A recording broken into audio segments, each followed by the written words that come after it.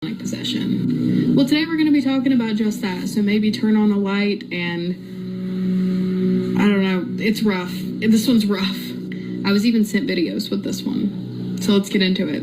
We will call this person that sent this in Reese because he did not give me permission to say his actual name. Just last August, Reese, his girlfriend, and a few friends decided to investigate a haunted location. They did this with a local paranormal team, and they had worked with this team before, and everything went fine. They said in the last locations that they did, nothing really crazy happened, so they were kind of anticipating that same thing. They couldn't have been more incorrect. The weird stuff started almost instantly, which you know whenever you visit haunted locations, if you investigate them, that's not really the case. Usually you have to be there for a second and then things start happening. I think things need to warm up to you. That did not happen with this one. As the history of the building was being told, something grabbed Reese's arm pretty hard. He turned around and looked, expecting one of his friends to be there, but no one was near him, and no one grabbed his arm. Someone shined a thermal camera over on Reese, and they could see the handprint on his arm. As the investigation started, the sick feeling in Reese's gut would just get worse and worse. Like, he was nauseous. Out of nowhere, he felt fine before. Soon he would feel a sharp sting on his back, and when someone would lift his shirt, there would be marks. To be exact, they were fresh scratches, and 3 of them, from top to bottom of his back. Next up, they head into what was known as the surgical wing of this place that they were investigating, and that's where stuff goes from bad to worse.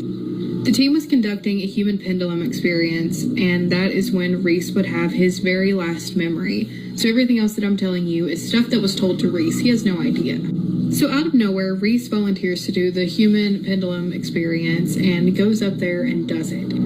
There was this weird feeling in the room that everyone felt, and it can only be described as like an entity shifting around, and every single person in that room felt it. The tour continues on, and they go into the labor and delivery area of the surgical wing. Reese walked into the water closet by himself with no one telling him to do it, and loudly declared, "There is something in this room." And then Reese panicked and said he was feeling intense pain. His chest, he was holding it up to the sky, and he was soon standing on his tippy toes while clutching his chest. Once someone finally got over to him, he completely collapsed onto the ground, and he stopped breathing. Everyone panics. Some people are running, some people are calling for help, some people are already starting CPR, but a lot of people were trying to get Reese out of this water closet, but it was as if something was holding him down. Like there was a stack of bricks on his chest, and no one could move him out of this water closet.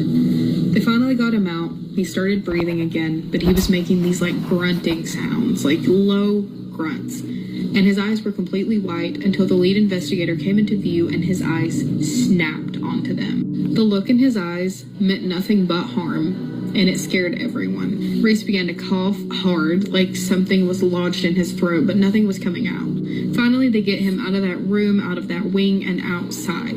He was responding to things, but he wasn't really acting like himself. Like, you would ask him a question, and there would be a delay, and he would kind of like robotically turn towards you and answer the question really strangely. That's when everyone decided that there needed to be, at minimum, a smudging done of this man, because something was going on. At this point, during the smudging, is when Reese got his memory back. He was angry at the point of wanting nothing more than to harm any and everyone that was doing the smudging. But eventually, Reese felt whatever that was leave, and he was free of it, and he was totally back to normal, not mad.